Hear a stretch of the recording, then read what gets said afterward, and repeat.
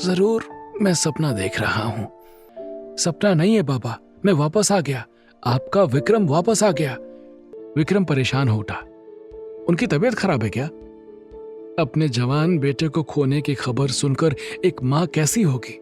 वो तो उसी दिन बिस्तर को लग गई थी जब तेरे साथ के 3 सिपाही तेरा सामान लेकर आए थे। गांव वालों के जाने के बाद विक्रम ने समझा बुझाकर अपनी माँ को आराम से बिठा दिया।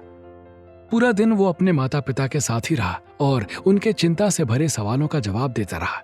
जब उसके पिता ने पूछा कि एक्सीडेंट हुआ कैसे था, तो विक्रम ने उन्हें पूरी बात ना बताकर साधारण सा वर्णन सुना दिया। मैं पुल के ऊपर से जा रहा था बाबा कि अचानक सामने से एक गाड़ी तेजी से मुड़कर मेरी तरफ आई। शायद उसके ब्रेक फेल हो गए थे। जब मुझे लगा कि अब एक्सीडेंट होने से कोई नहीं बचा सकता, तो मैं चलती गाड़ी से नीचे पानी में कूद गया। लेकिन ये बात किसी को पता नहीं चली। सबको लगा गाड़ियों की टक्कर के बाद हुए विस्फोट में मैं भी खत्म हो गया। मुझे लौटने में देर इसलिए लग गई क्योंकि पानी के बहाव के साथ बहुत दूर निकल गया था।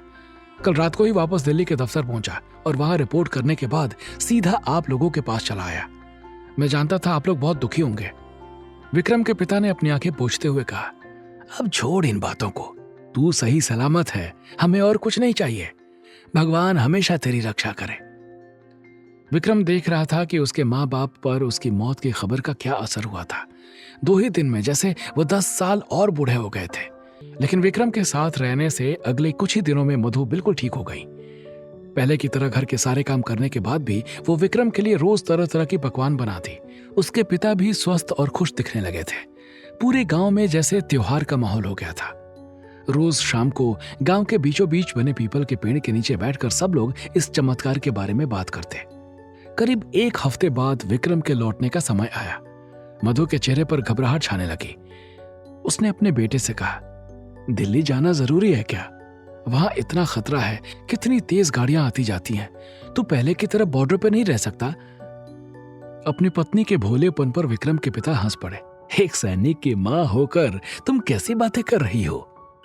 मधु ने डरते हुए कहा, अगर इसे फिर से कुछ हो गया तो? विक्रम के पिता ने गर्व से अपने बेटे की तरफ देखा। हमें तो खुश होना चाहिए कि हमारा बेटा देश की रक्षा कर रहा है।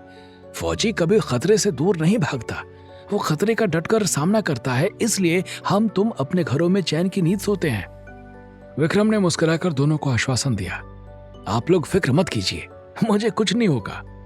निकलने से पहली रात विक्रम के पास एक फोन आया। हेलो विक्रम, मैं ब्यूरो के ऑफिस से बोल रहा हूँ। तुम कल सुबह की ट्रेन से निकल रहे हो ना? पठानिया सर ने कहा है दिल्ली की ट्रेन मत लो, जम्मू एयरपोर्ट जाना। वहां काउंटर पर तुम्हारे नाम का टिकट मिल जाएगा। 11 बजे की फ्लाइट है। ठीक है, मैं कल दोपहर तक दिल्ली पहुंच जाऊंगा। फोन रखने के बाद विक्रम ने सोचा शायद कोई मिशन है, इसलिए पठानिया सर फ्लाइट से बुला रहे हैं। अपने माता पिता से विदा लेकर विक्रम सुबह 6 बजे की ट्रेन से जम्मू के लिए निकल गया। एयरपोर्ट के काउंटर पर अपना आइडेंटिटी कार्ड दिखाकर उसने अपने नाम की टिकट ले ली। फ्लाइट से पहले उसके पास काफी वक्त था। विक्रम ने इधर उधर देखा। एयरपोर्ट ज्यादा बड़ा नहीं था। काफी सारा हिस्सा पैदल चलने वालों के लिए था। एक तरफ कुछ खाने पीने की दुकानें बनी थीं और दूसरी तरफ एक लंबे हिस्से में बड़ा सा स्टोर बना था। वहां किताबें, खिलौने, चॉकलेट के अलावा देश भर की मशहूर और प्रचलित चीजें और कपड़े मिल रहे थे। विक्रम स्टोर में जाकर सामान देखने लगा। उसकी नजर एक खूबसूरत से दुपट्टे पर पड़ी। गहरे नीले रंग के दुपट्टे पर छोटे छोटे सितारे चमक रहे थे। ऐसा लग रहा था जैसे तारों से भरी रात के आसमान का एक टुकड़ा तोड़कर उसका दुपट्टा बना दिया। करिश्मा पर यह कितना सुंदर लगेगा, विक्रम ने सोचा और दुपट्टा उठा लिया। लेकिन खरीदने से पहले उसे ख्याल आया कि उसने कभी करिश्मा को ऐसा लिबास पहने नहीं देखा। यूनिफॉर्म और जीन्स के अलावा सिर्फ एक बार गोवा में करिश्मा ने एक खूबसूरत सी ड्रेस पहनी थी। वो दिन याद करते ही विक्रम के चेहरे पर मुस्कान आ गई। करिश्मा ने कहा था कि वो दोनों पति पत्नी बनकर वहां रह रहे थे। सुनने में ये सपने जैसा था। काश ये सपना सच हो जाए। विक्रम ने एक ठंडी आह भरते हुए सोचा। तभी पीछे से किसी ने उसे टक्कर मारी। दुपट्टा उसके हाथ से छूटकर नीचे गिर गया। सॉरी। एक भारी आवाज सुनकर विक्रम ने मुड़कर देखा तो उससे भी लंबा एक आदमी पैनी नजरों से उसे देख रहा था। आपको कुछ चाहिए? विक्रम ने पूछा। क्या आप फौजी हो? आदमी ने सवाल किया। बाकी फौजियों की तरह विक्रम भी हमेशा वर्दी की जैकेट पहनकर सफर करता था, लेकिन आज उसने अपनी मां के हाथ का बुना स्वेटर पहन रखा था, इसलिए देखकर कहना मुश्किल था कि वो सेना में है। शायद उसके डील डॉल को देखकर आदमी ने ऐसा सवाल पूछा था। विक्रम ने हाँ में सिर हिला दिया और दुपट्टा वापस रखकर आगे बढ़ गया। वो कुछ ही दूर गया था कि सामने से तेजी से आता हुआ एक आदमी उसे टकरा गया। आदमी के हाथ में पकड़े ग्लास से सारी चाय विक्रम के ऊपर बिखर गई। उसने शर्मिंदा होकर बार बार माफी मांगी और कहा कि वो साफ कर देगा, लेकिन विक्रम उसे मना करके बाथरूम में चला गया। रुमाल गीला करके उसने अपने स्वेटर को अच्छी तरह साफ किया। दाग मिटाने के बाद चैन की सांस लेकर विक्रम मुड़ा ही था कि पीछे से एक मजबूत हाथ ने उसे जकड़ लिया और दूसरे हाथ ने उसकी नाक पर कपड़ा रख दिया।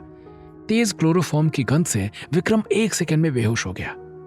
आगे की कहानी जानने के लिए देखें अगला एपिसोड सिर्फ पॉकेट एफएम के यूट्यूब चैनल पर, और कमांडर विक्रम चौहान के सारे एपिसोड्स को सुनने के लिए डिस्क्रिप्शन में दी लिंक से डाउनलोड करें पॉकेट एफएम ऐप।